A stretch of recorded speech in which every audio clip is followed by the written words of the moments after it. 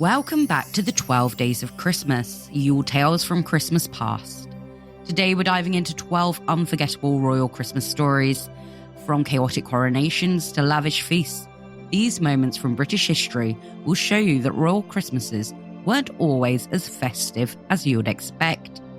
Let's jump in. William the Conqueror's Christmas Coronation, 1066. Christmas Day in 1066, William the Conqueror gets crowned King of England. Sounds like the perfect start, right?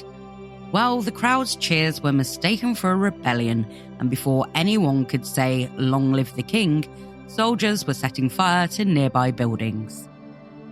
Henry II builds a winter palace, 1171.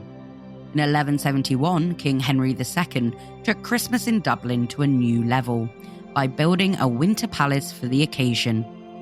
The feast included exotic dishes like crane, herons, peacocks, and wild geese. And yes, this was the first time crane meat was ever eaten in Ireland. Princess Mary's gift boxes, 1914 to 1918.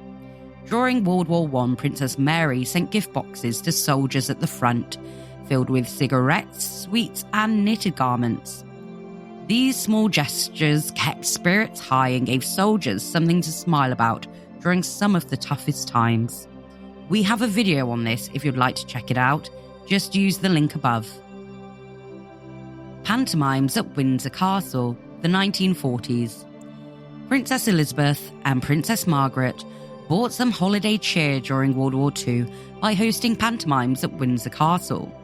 These weren't just fun performances, they raised money for the Wool Fund, which helped supply wool for military clothing.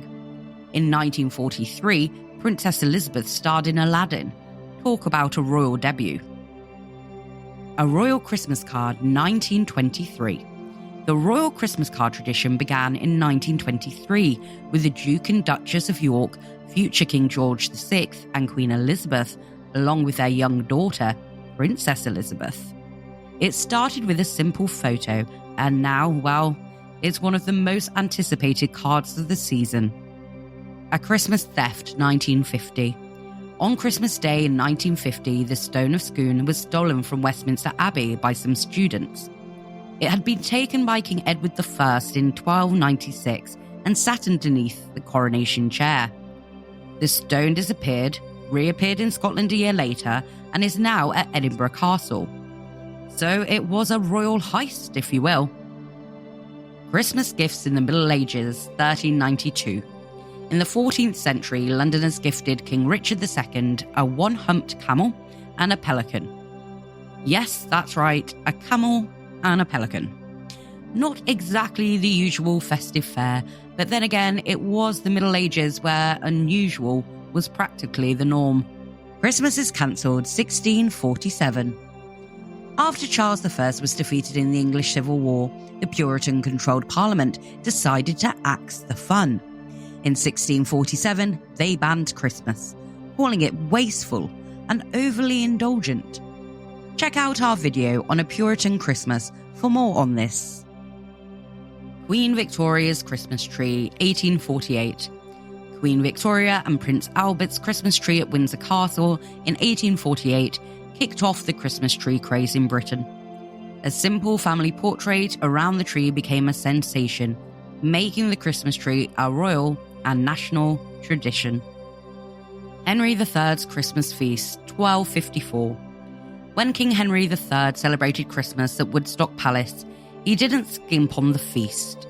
The Sheriff of Oxford delivered 30 oxen, 100 sheep, 5 boars, and 9 dozen fowl.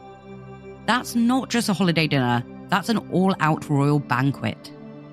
George VI's Wartime Christmas Speech, 1939.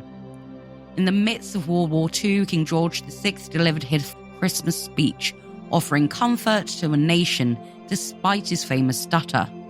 His words were a moment of solidarity, reminding the country they were not alone, even in the darkest times. Queen Elizabeth II's Christmas broadcast, 1957. In 1957, Queen Elizabeth II made history with her first televised Christmas message. Since then, Her and now King Charles's annual broadcasts have been a holiday staple, offering reflection, hope, and a reminder of what Christmas means in the royal family.